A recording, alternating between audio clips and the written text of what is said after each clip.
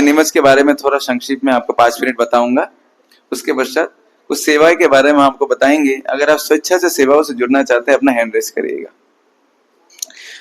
तो 5 जुलाई रिटर्न रथ यात्रा पुरी में भी हो रहा है, उसी दिन हमारा भी नीमच में होगा।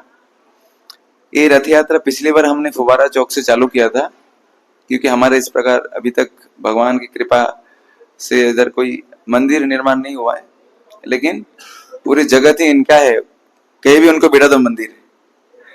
तो इस बार हमने सोचा है कि इधर का सबसे बड़ा जो जगह है, बड़ा प्लेस है दशहरा मैदान, उधर से हम रथ यात्रा प्रारंभ करेंगे एवं उस समापन भी उधर ही होगा। तो जगन्नाथ रथ यात्रा सुबह दिन 5 जुलाई को भगवान इधर लगभग 8:30-9 बजे तक उधर बहुत बड़ा पंडाल लगने वाला है। लगभग 7,000 स्क्वायर फीट का बहुत बड़ा वाटरप्रूफ पंडाल लगेगा। इसमें बहुत भव्य एक भगवान के लिए वेदी बनेगा, जिसमें भगवान सुबह 9 बजे चले जाएंगे और जाके सारा दिन आपको दर्शन देंगे। उधर भगवान को 56, केवल 56 भोग नहीं, 56 थाली में भोग लगेगा। 36 आइटम करके 36 थाली बनेगा, अरे 56 थाली बनेगा और 56 थाली में भगवान को भोग लगा। अद्भुत है। आप देखा है कोई आज तक? देखा है? कौन देखा है ऐसा भोग? 56 थाली और हर थाली में 36 आइटम। कोई देखा है? नहीं देखा ना, तो देखने को मिलेगा। ठीक है, सबको आना है और घर में उस दिन खाना वाना नहीं खाना है। जगन्नाथ का प्रसाद ही उस दिन आपको भोजपट मिलेगा। उस दिन भगवान को दोपहर 12:30 बजे राजभोग लगेगा एवं आरती होगा। उसके पश्चात हमारा उधर थोड़ा सा आधा घंटा 40 मिनट का एक, क्योंकि एक बड़ौदा से एक बहुत प्रसिद्ध कथाकार, जगन्नाथ कथाकार प्रभु जी आ रहे हैं। प्रभु जी सीए हैं, वो इंडिया के टॉप सीए में से प्रभु जी का नाम आता है। उसके साथ साथ प्रभु जी जो ब्रह्मचारी बहुत सालों से पूरे वर्ल्ड में ट्रेवल करके कृष्ण नाम प्रचार कर रहे हैं। तो प्रभु जी इस बार आ रहे हैं, पूरा उनके बैंड है राघवास। माधवास सुना है ना? तो माधवास के बाद आता है राघवास। तो राघवास बैंड आ रहा है इस बार आप सबके लिए। और प्रभु जी जगन्नाथ कथा करेंगे 1 घंटा। उसके पश्चात दोपहर लगभग 2 बजे 1 से 2 कथा है। 2 बजे एक उत्सव होगा, उसका नाम है पांडु विजय। क्या होगा? उसमें भगवान भव्य विशाल एक मुकुट धारण करेंगे, जिसमें फूल तुलसी अलग अलग पवित्र चीजों से बना रहेगा। और भक्त लोग भगवान को हिला डुला के विशेष प्रकार का एक इंस्ट्रूमेंट बजता है, वाद्य यंत्र बजता है, जो रिदम ही आपके हृदय को उत्साह बढ़ा देगा। पांडु विजय होगा। भगवान को एक एक भक्त आनंद के साथ अपने कंधे में चढ़ा के डांस कराते कराते अपने रथ में आरूढ़ करेंगे। उसके पश्चात हमारे नीमच क्षेत्र में और भी अलग अलग जगहों से विशिष्ट भक्त लोग आएंगे, जो हमारे वरिष्ठ लोग आएंगे समाज के, उनके द्वारा पूरी के ट्रेडिशन वाइज भगवान का रथ में भगवान को विशेष पूजा अर्पित किया जाएगा। श्री श्री गौर निताई की जय। उसके पश्चात दोपहर 3 बजे होगा रथ यात्रा उत्सव। हरि बोल। 3 बजे भगवान निकल जाएंगे, आपको दर्शन देने आपके दरवाजे में आएंगे। इसीलिए कोई भी भक्त अगर उस रथ यात्रा मार्ग पे, मार्ग हम बताने वाले, इस मार्ग में अगर आप हैं या फिर आजू बाजू में भी हैं, तो आपको एक विशेष मौका है। आप जगत के स्वामी को अपने दरवाजे में रोक सकते हैं, और जिस दरवाजे में हरि रुके, लक्ष्मी उधर जा सकते कभी छोड़ के। पूरी दुनिया लक्ष्मी को लाना चाहती है हमारे घर, राजा माता आती नहीं है।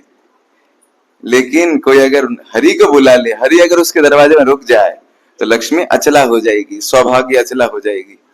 तो हमारा मार्ग रहेगा दशहरा मैदान से जो उधर पेट्रोल पंप है, कौन सा फिरोज शाह पेट्रोल पंप, उधर से होते हुए खाटू श्याम मंदिर, जो बावरी वाले बालाजी, उनके सामने से भगवान जाएंगे।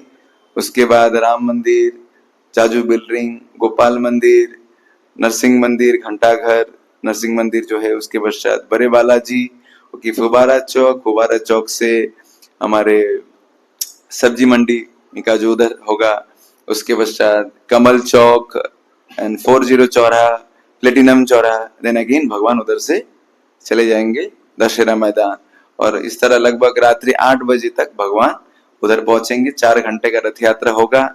उसमें बहुत सुंदर मधुर हरिनाम कीर्तन होगा, देश विदेश से भक्त लोग आएंगे। मधुर कीर्तन के माध्यम, पिछले साल तो देखा होगा ना आप लोगों ने। देखिए हरिनाम का क्या प्रभाव है। एक बार प्रभुपाद जी के पास एक व्यक्ति आता है, आगे बोलता है कि हमारे देश में बारिश कम हो रहा है, तो हम थोड़ा सा यज्ञ करना चाहते हैं। प्रभुपाद जी, यज्ञ वज्ञ की जरूरत नहीं, आप तो संकीर्तन करो सब हो जाएगा। बोले नहीं, यज्ञ करना है बड़ा सा। तो उसके बाद उसके घर में होटल में यज्ञ कुंड बनाते हैं, तो यज्ञ करना चालू करते हैं, स्वाहा स्वाहा।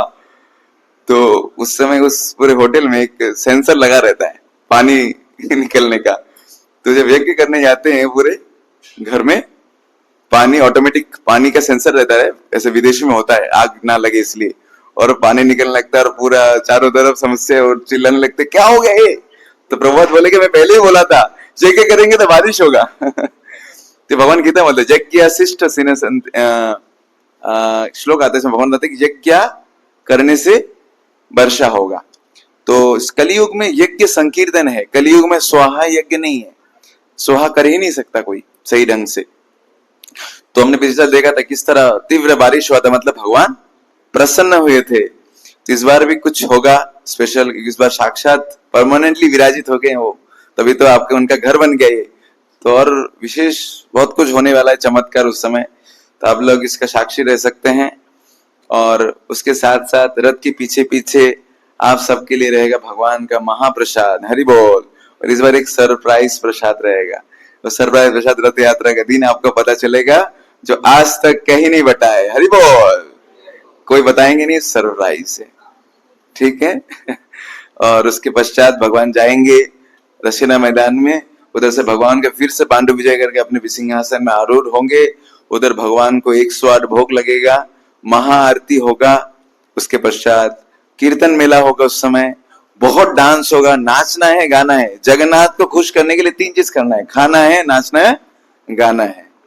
जगन्नाथ बहुत मतलब बहुत खुश, इसे बोलते हैप्पी गॉड, खुश भगवान, स्माइलिंग गॉड है।